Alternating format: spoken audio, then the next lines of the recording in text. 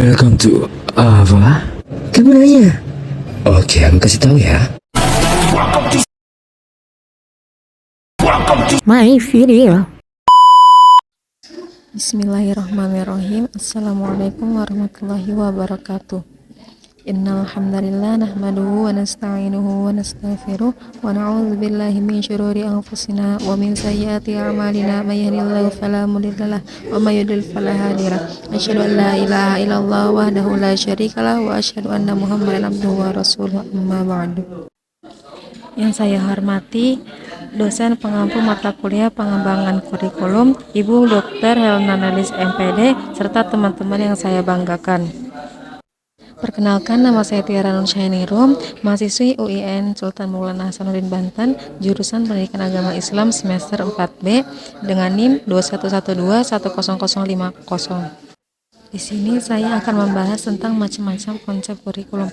Yang pertama, akademik, yang kedua, humanistik, yang ketiga, rekonstruksi sosial, dan yang keempat, teknologi. Secara etimologis, kurikulum berasal dari bahasa Yunani yaitu kurir yang artinya pelari dan curere yang berarti berpacu. Secara terminologi, istilah kurikulum digunakan dalam dunia pendidikan dengan pengertian sebagai sejumlah pengetahuan yang harus ditempuh atau diselesaikan siswa guna mendapatkan suatu tingkatan atau ijazah. Menurut Johnson pada tahun 1967, dalam Definition and Models in Curriculum Planning, kurikulum adalah serangkaian hasil belajar yang terencana dan terstruktur. Menurut Harnack pada tahun 1968 dalam karyanya The Teacher, Decision Maker and Curriculum Planner, kurikulum adalah semua pengalaman belajar mengajar yang dibimbing dan diarahkan oleh sekolah. Menurut Oliver pada tahun 1977 dalam Curriculum Improvement Second Edition, kurikulum adalah program pendidikan sekolah dengan fokus pada unsur pendidikan studi, unsur pengalaman, unsur pelayanan, dan unsur kurikulum tersembunyi. Macam-macam konsep kurikulum tidak terlepas dari apa yang dikemukakan Hilda Taba dalam bukunya Curriculum Development, Theory and Practice, bahwa terdapat 3 fungsi kurikulum, yaitu yang pertama sebagai transmisi, yaitu mewariskan nilai-nilai kebudayaan sebagai transformasi. Fungsi ini dapat direalisasikan melalui kurikulum subjek akademis. Yang kedua, melakukan perubahan atau rekonstruksi sosial. Fungsi ini dapat diwujudkan melalui konsep kurikulum rekonstruksi sosial. Yang ketiga, sebagai pengembangan individu. Fungsi ini dapat direfleksikan melalui konsep kurikulum humanistik atau aktualisasi diri. Model konsep kurikulum muncul sebagai implikasi dari adanya berbagai aliran dalam pendidikan, antara lain aliran pendidikan klasik tradisional melahirkan konsep kurikulum rasionalisasi atau subjek akademis, aliran pendidikan pribadi melahirkan konsep kurikulum aktualisasi diri atau humanistik, aliran pendidikan interaksionis melahirkan konsep kurikulum rekonstruksi sosial, dan pendidikan teknologis melahirkan konsep kurikulum teknologis. Macam-macam konsep kurikulum. Yang pertama yaitu kurikulum subjek akademik atau rasionalisasi. Kurikulum ini tergolong tradisional karena bersumber dari aliran pendidikan tradisional atau klasik. Implikasinya adalah kurikulum harus menyediakan seperangkat mata pelajaran yang terpisah-pisah antara satu dengan yang lainnya. Isi mata pelajaran ini adalah pengetahuan. Kurikulum ini lebih menekankan isi atau konten. Kegiatan belajar lebih banyak diarahkan untuk menguasai isi sebanyak-banyaknya. Isi kurikulum diambil dari disiplin-disiplin ilmu yang telah direorganisasi sesuai dengan tujuan pendidikan. Menurut Nasution, konsep kurikulum subjek akademik bertujuan untuk menghasilkan ilmuwan yang bermutu tinggi dengan mengajarkan pemahaman yang mendalam tentang prinsip-prinsip fundamental disiplin ilmu, menganjurkan proses penelitian dan penemuan, dan memberikan kurikulum yang didasarkan atas disiplin ilmu yang tersendiri karena tiap disiplin mempunyai metode penelitian yang khusus. Jerome Bruner dalam salah satu bukunya yang terkenal yaitu The Process of Education menjelaskan bahwa dalam mempelajari suatu disiplin ilmu harus diutamakan pemahaman konsep dan struktur disiplin. Jerome Bruner juga menyarankan agar dalam mempelajari struktur dari suatu disiplin ilmu dapat menggunakan metode penemuan atau method of discovery. Ditinjau dari kerangka dasar kurikulum, konsep kurikulum subjek akademis memiliki karakteristik tertentu, antara lain yang pertama tujuan, yaitu mengembangkan kemampuan intelektual anak melalui penguasaan disiplin ilmu. Yang kedua, isi atau materi, yaitu mengambil dari berbagai disiplin ilmu yang telah disusun oleh para ahli, kemudian direorganisasi sesuai kebutuhan pendidikan. Yang ketiga yaitu metode, menggunakan metode expository, inquiry, discovery, dan pemecahan masalah. Yang keempat yaitu evaluasi, menggunakan jenis dan bentuk evaluasi yang bervariasi seperti formatif dan sumatif, tes dan tes. Evaluasi lebih mengutamakan hasil sesuai dengan kriteria pencapaian. Yang kedua, kurikulum rekonstruksi sosial. Konsep kurikulum ini banyak diwarnai, antara lain oleh pemikiran-pemikiran John Dewey, George Kohn, dan Nathaniel Smith. John Dewey memandang pendidikan sebagai alat rekonstruksi sosial. Pendidikan dianggap sebagai alat yang ampuh untuk memperbaiki kehidupan masyarakat dan membina masa depan yang lebih baik. Bahkan George Kohn memandang pendidikan sebagai alat social engineering. Ia mengemukakan bahwa pendidikan dapat mengendalikan perubahan sosial. Selanjutnya, menjadikan pendidikan sebagai social mission, yaitu membawa misi sosial.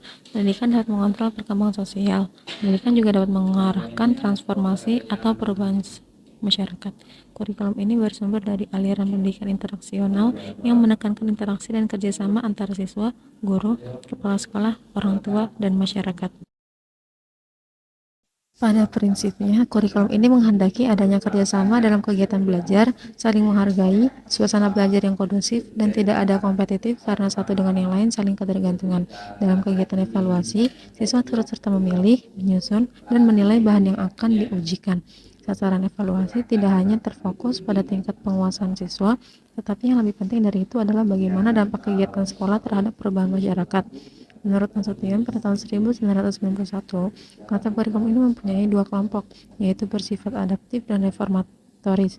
Adaptif dimaksudkan agar individu dapat menyesuaikan diri dalam menghadapi segala macam bentuk perubahan. Implikasinya adalah kurikulum harus berorientasi pada masalah-masalah kehidupan sekarang, sifat statistik, baik yang berkenaan dengan ekonomi, sosial, politik, maupun hukum, sehingga kelak di kemudian hari peserta didik mampu menghadapinya. Sedangkan kelompok reformis menginginkan agar individu tidak hanya mampu menghadapi masalah-masalah yang akan datang, tetapi harus turut aktif mengadakan perubahan yang diinginkan. Kurikulum rekonstruksi sosial sangat mengutamakan keterkaitan kurikulum dengan masa depan masyarakat, bukan dengan apa yang terjadi saat ini. Para penganut kurikulum ini sangat mempercayai bahwa setiap manusia sanggup membentuk masa depannya sendiri. Kelompok reformasi yang disebut futurologis melihat kemungkinan manusia untuk memilih masyarakat yang akan dibentuk, bahkan dapat menentukan masyarakat yang ideal. Yang ketiga, kurikulum humanistik atau aktualisasi diri. Kurikulum ini lebih mengutamakan perkembangan anak sebagai individu dalam segala aspek kepribadiannya. Konsep ini banyak dianut oleh berbagai aliran, mulai dari pengikut psikologi, Gestalt, sampai yang berpendirian radikal termasuk penganut mistik. Tujuan pendidikan adalah untuk membina anak secara utuh, baik fisik, mental, intelektual, maupun aspek-aspek afektif lainnya, seperti sikap, minat, bakat, motivasi, emosi, perasaan, dan nilai. Kurikulum ini sesuai dengan kurikulum transformasi.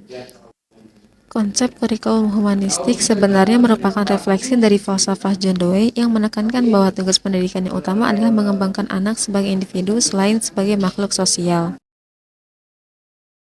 Kurikulum humanistik bersumber dari aliran pendidikan humanistik. Mereka sangat menentang pendidikan yang lebih mengutamakan intelektual. Mereka juga menolak pendekatan pembelajaran yang bersifat teacher-centered.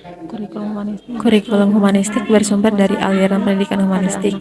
Mereka sangat menentang pendidikan yang lebih mengutamakan intelektual. Mereka juga menolak pendekatan pembelajaran yang bersifat teacher-centered. Kurikulum humanistik justru lebih mengutamakan aktualisasi diri atau self-actualization pada anak. Menurut Nana Sukmadinata pada tahun 2005, terdapat beberapa aliran yang termasuk dalam pendidikan humanistik, yaitu konfluen, kritikisme, radikal, dan mistikisme modern.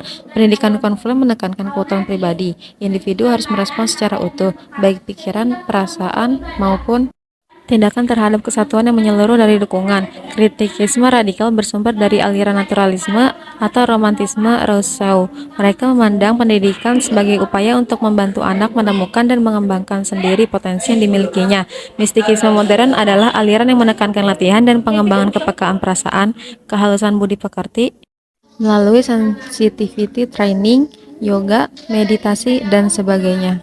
Kurikulum humanistik bersifat child-centered yang menekankan digresi diri secara kreatif, individualitas, dan aktivitas pertumbuhan dari dalam, bebas paksaan dari luar. Kurikulum ini memadukan antara domain kognitif dan domain afektif sehingga apa yang dipelajari anak mempunyai makna secara pribadi. Menurut M. Sinel, ciri-ciri kurikulum humanistik adalah yang pertama, partisipasi, artinya peserta didik terlibat secara aktif merundingkan apa yang akan dipelajarinya. Tidak ada paksaan secara otoriter dan unilateral. Yang kedua, integrasi, interpretasi, artinya ada interpenetrasi dan integrasi antara pikiran, perasaan, dan tindakan, atau kognitif, afektif, dan psikomotor.